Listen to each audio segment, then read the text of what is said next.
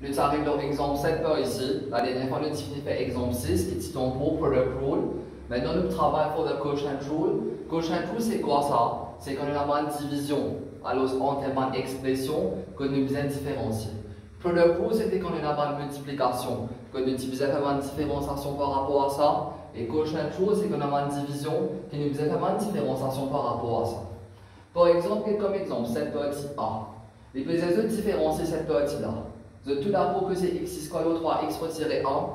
Can you simplify this? No, it cannot be simplified. Ça veut dire ça, il pourrait être comme une division. Alors, tout le temps pour quelque chose, il pourrait être comme une division. For you to differentiate properly, you need to use the quotient rule. Maintenant, quotient rule qui dit par ici. Quotient rule dit comme ça, si on a y. Alors, is equal to u upon v, which is a function of x. Alors, what is dy by dx? Comment je fais pour différencier dy by dx? Alors, comment je fais pour obtenir dy by dx? Je commence tout le temps avec dénominateur là. Multiplier par différenciation en numerator.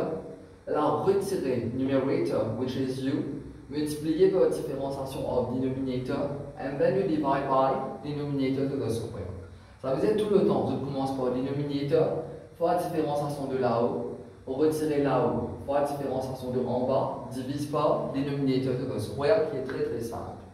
Allez, nous écoute le fait que ça c'est une division. Let us see how to differentiate using the quotient rule par ici. Alors, what is dy by dx? Vous êtes capable de différencier ça. Vous avez besoin de reconnaître qu'il y a une division. Moi, je reconnais qu'il y a une division, je applique quotient rule. Let us apply quotient rule. Vous voyez, quotient rule qui dit à nous. Nous commençons tout le temps avec le denominator, which is v. Allez, nous commençons avec le dénominateur qui est v. Alors, what is v over here? v, c'est 3x retiré 1, on met dans bracket. Alors, multiplier par différenciation de numerator, ça veut dire multiplier par différenciation de x square, voilà. Point, veut dire multiplier. Multiplier par différenciation de numerator. Voilà. Là, retirer numerator, which is x square. Multiplier par différenciation of denominator, alors multiplier par différenciation of denominator qui est 3x retirer 1 et là voilà le tout divisé complètement par denominator to the square. What is denominator to the square? Alors c'est 3x retiré 1 to the, c'est 3x retiré 1 to the square. Alors je vous explique un coup par ici, tout le temps qu'on a une division qui nous fait.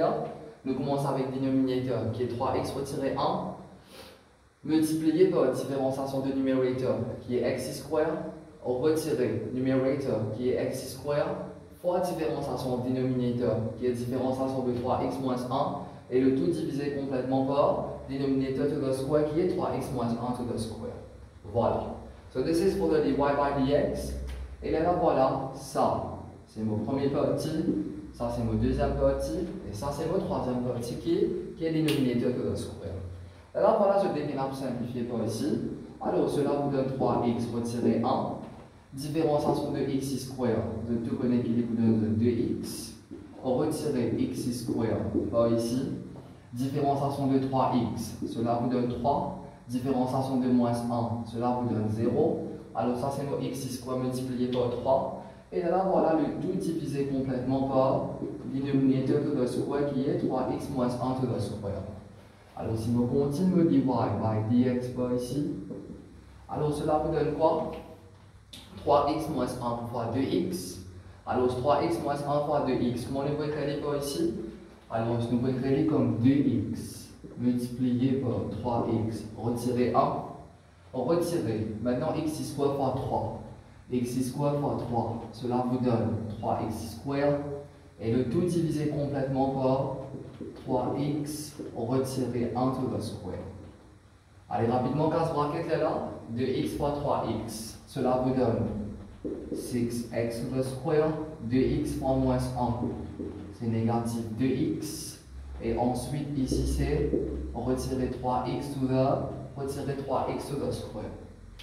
Et là, voilà le tout divisé complètement par 3x. On retire 1 to the square, which gives you. Maintenant, nous simplifier. 6x square retirer 3x square, cela vous donne 3x square.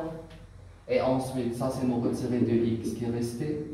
Et le tout divisé complètement par 3x retiré 1 to the square.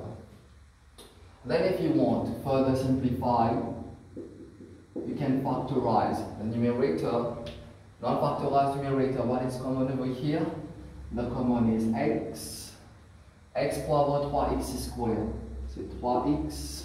Et x poivre moins 2x, cela vous donne négatif 2. Et là, voilà, le tout divisé complètement par 3x retiré 1 to the square. So for such a part over here, you earn full 3 marks. Alors ça, c'est pour la partie A. Prochaine vidéo, on fait pour la partie B.